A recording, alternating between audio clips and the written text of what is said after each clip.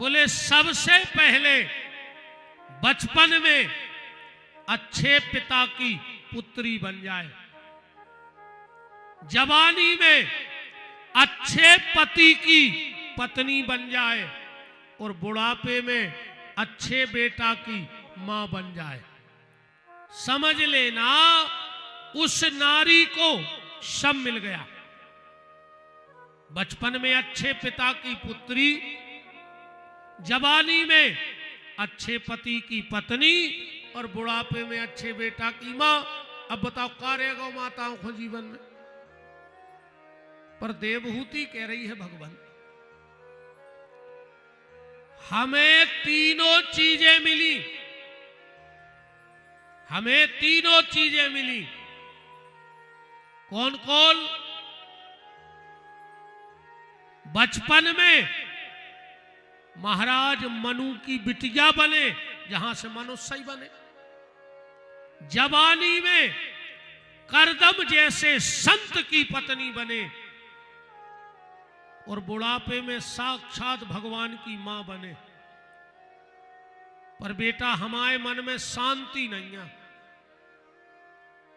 भगवान बोले मां शांति चाहती हो तो सच्चे संत की शरण में चली जाओ। अगर शांति चाहती हो तो सच्चे संत की शरण में चली जाओ। देवहूति ने कहा भगवान वो सच्चा संत मिलेगा कहां? भगवान कपिल कहते हैं मां बस इतनी गड़बड़ी है। क्या? सच्चे संत का मिलना कठिन और मिल जाए तो पहचानना उससे भी ज्यादा कठिन। एक तो सच्चे संत का मिलना ही कठिन है। सच्चा संत तुम्हें ऐसो न मिले है कि तुम्हारे घरे होते आटो मांग रहा होए, कि तुम्हारे गांव में चंदा उगात फिर रहा होए। जिसको उस परम तत्व का ज्ञान हो गया है वो संसार में आएगा ही नहीं। और उन संतों की साधना का ये फल देखो, जो सच्चे महात्मा हैं वो तो कंदराओं में भजन कर रहे, पर उनके नाम का अगर हम लोग भेष भी बना लेते हैं तो हम लोगों की भी पूजा समाज में होने लगती है। खाली जो भेष या पुजरा उनको, जो भजन में बैठे, जो भजन में विराजे हैं, तो सच्चे संत का मिलना कठिन और मिल जाए तो पहचानना उससे भी ज्यादा कठिन। आइए दंडवत प्रणाम।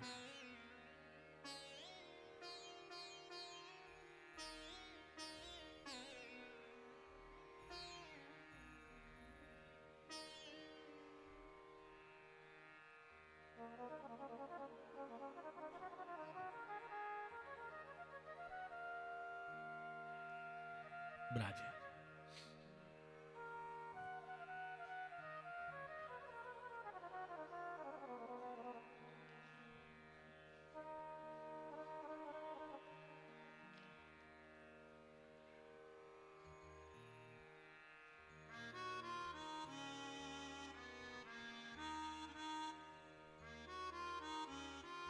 बोलो संत भगवान की जय हो।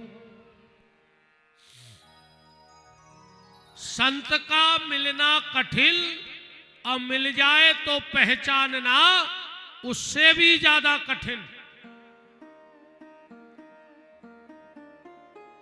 देखो बातें दोनों हैं। आप भागवत भी सुनत हो, रामायण भी पढ़त हो। रामचरितमानस में प्रताप भानु नाम के राजा ने नकली खो असली जान लो, पूरे घर के राक्षस हो गए। और जिस भागवत जी को हम लोग सुन रहे हैं, इसमें परीक्षित ने असली को नकली जान लो। महात्मा तो सच्चा बैठा था, पर सोचा कोई ढोंगी बैठा है, गले में सांप डाल दिया और 7 दिन में मरने का श्राप मिल गया। तो देवहूति कहती, बेटा संत की पहचान क्या है? भगवान कपिल कहते हैं, मां जो अपकार के बदले उपकार करे वो संत है। अपकार के बदले भी उपकार करे वो संत है।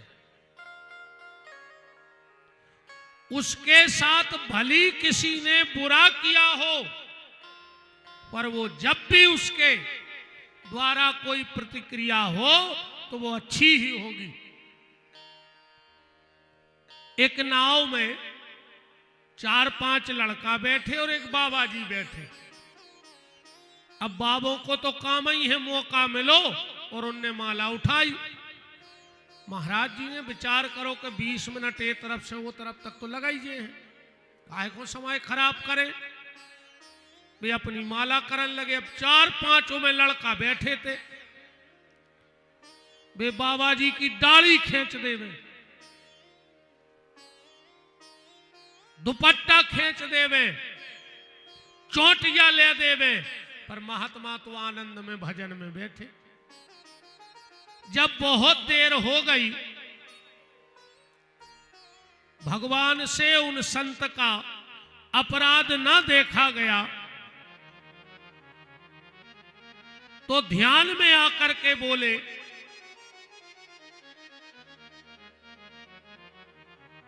महात्मा बहुत देर हो गई, अब मुझसे तेरा अपमान नहीं देखा जा रहा है। तू कहे तो नाव पलटा दे, तुझे बचाने की गारंटी मेरी है, मैं तुझे बचा लूंगा। एक बार कह दो नाव पलटा दूं। महात्मा ने ध्यान में हाथ जोड़े बोले, भगवान कर तुम अकर तुम अन्यथा कर तुम। जब तुम सब कुछ करने में समर्थ हो तो नाव पलटावे की जरूरत का है? भगवान बोले, फिर बोले इन लड़कों की मति पलटा दे कि हमें परेशान न करें। यह संतों का स्वभाव है।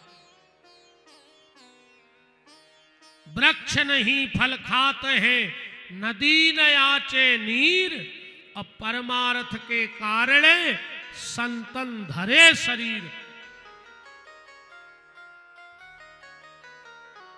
तो ये महाराज मनु की देवहूति नाम की बिटिया थी।